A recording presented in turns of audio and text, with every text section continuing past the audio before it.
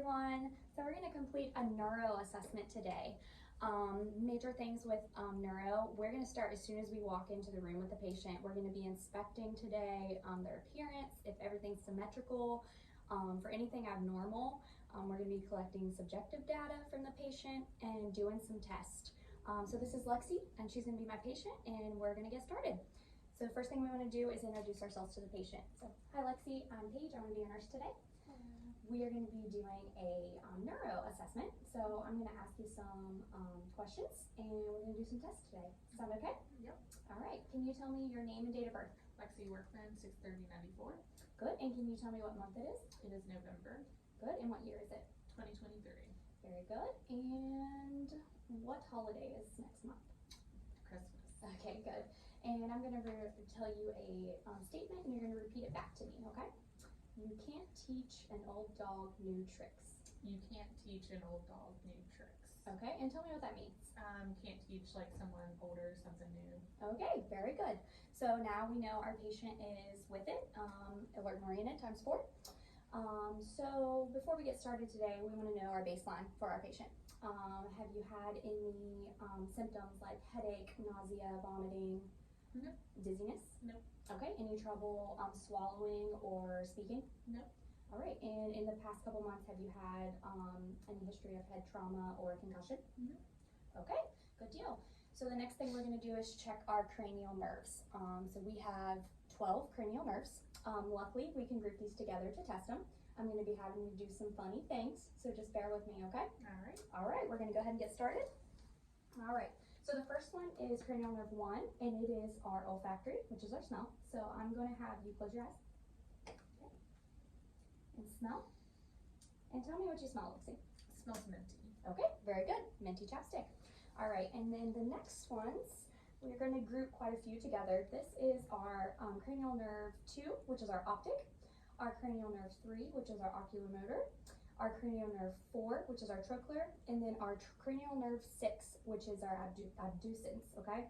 So we're going to be looking at your eyes. We're going to be looking for perla to make sure they react, to make sure they're normal in size. We're going to be looking at your peripheral vision, so we're going to do a couple tests here, okay? All right. All right, if you can, just stare back at that wall for me.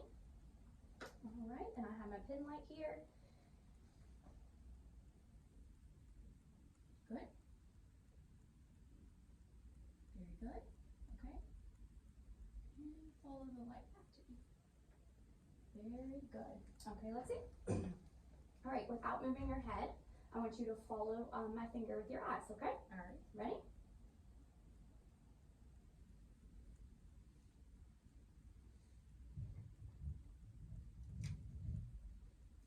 Very good. And I want you to keep staring right at my nose. Okay. And I'm going to hold numbers up, and you're going to tell me what they are without moving your head. Okay. Okay. All right. How many fingers am I holding up? 3. Good. 2. Good. 1. Good. 2. All right. Very good. Okay. And next we're going to go into our cranial nerve 5, which is our trigeminal. So what I'm going to do is have you clench down, and when you do that, I'm going to feel the balls of her jaws here, and then I'm going to feel the eye muscle balls here, okay? All right, so go ahead and clench down for me. Very good. Clench down for me. Very good. All right, and then our next one is cranial nerve 7, and it is our facial. So I'm going to have you smile real big for me. Very good. And then I'm going to have you raise your eyebrows. Very good. And puff out your cheeks for me. Awesome. Okay. And then our cranial nerve 8 is going to be your hearing. So I'm going to cover one of your ears, and I'm going to whisper something over here, and you're going to tell me what I said. Okay. Okay. Cat. Very good. Dog. Very good. Okay. And then we're going to go into our cranial nerve 9 and 10 and 12, and these are our glossopharyngeal, vagus, and our hypoglossal. Okay. So I'm going to have you stick out your tongue and go side to side. Very good. And then I'm going to have you go ah. Okay, and then we want to look at this easel back here. Whoops. Make sure it's midline. Okay, awesome, very good. And then cranial nerve 11 is our spine. Okay, I'm going to have you shrug your shoulders up for me. Very good. Put your arms out like this for me. Okay, move your head to the left and right. Okay, awesome. All right, so that wraps up our cranial nerves. Not too bad. Next, we're going to check some reflexes. Now, usually we would use a reflex hammer, but we don't have one of those today, so we're going to improvise here. All right. So we want to make sure that we're checking bilaterally, okay? Because we want to make sure our sensation and our reflexes are together on both sides and not just left or right, okay? All right. So the first one we're going to check is our bicep here. All right. Okay, very good. Okay, very good. And then our next one here, I'm going to have you scoot up just a little bit. Very good. And I'm going to have you hang, okay? Very good. Very good, okay? And then I'm going to have you keep your legs there for me. I'm actually going to have you take off your shoes if you could for me real quick. Okay. Oh, yeah. Okay, let's see. Oh, and we can't see our feet here, but I am going to hit right on the back of her what I call the elbow of the foot. Okay, and I'm going to feel it flex in the plantar part of her foot. Okay, all right, and then I'm going to have you put your foot up for me. And I'm actually just going to rub my finger down her foot, and she immediately reflexes. Okay, Lexi, thank you very much.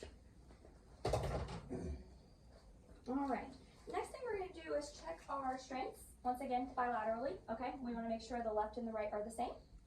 All right, go ahead and put that back on. Okay, so Lexi, I want you to squeeze my hands. Very good. And I want you to push up against my hands. Very good. And now I want you to push down. Very good. And I know we just did this, but raise up for me.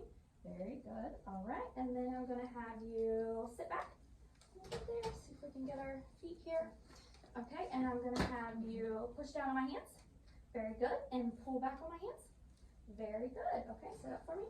All right. And I'm just going to have you close your eyes. And I'm going to touch one side of your cheek. And I want you to tell me which one I touch, left or right. Okay. All right. Right. Good. Left. Okay. And then I'm going to do the same thing on your leg, okay? Left. Okay. Right. Okay, very good. Okay, now we're going to do some things to look at your coordination, okay? All right, I want you to, can you touch your nose for me? Okay, good. I'm going to have you touch your nose and then touch my finger and follow my finger and touch your nose every single time, okay? All right. All right. Okay, good. Good. Okay, perfect. And then put both hands out. All right, and I'm going to have you take your thumbs and touch each fingertip. Yeah, do it fast for me. All right, very good. Okay, and then next we're going to do the Romberg test, okay? This is going to test our coordination. If you don't mind to come over here for me and stand where we can see here. All righty, and I'm just going to have you, perfect. Stand with both feet together, arms to your side.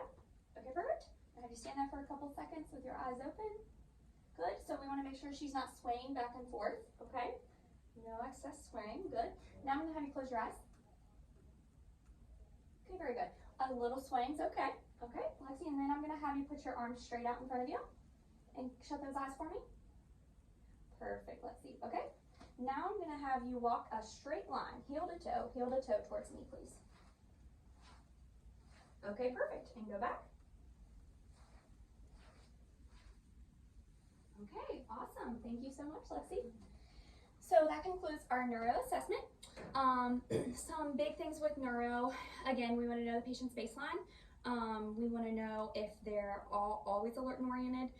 We also want to know, if we find abnormal findings such as a change in mental status or some coordination problem in our young adults. We often look at concussions and post-concussions. An article from the National Library of Medicine actually talked about how patients that's had concussions often during their neuro exams for months after, you find some kind of abnormal finding with that. So that's definitely important to ask the patient if they have had a concussion in the past even 6 months.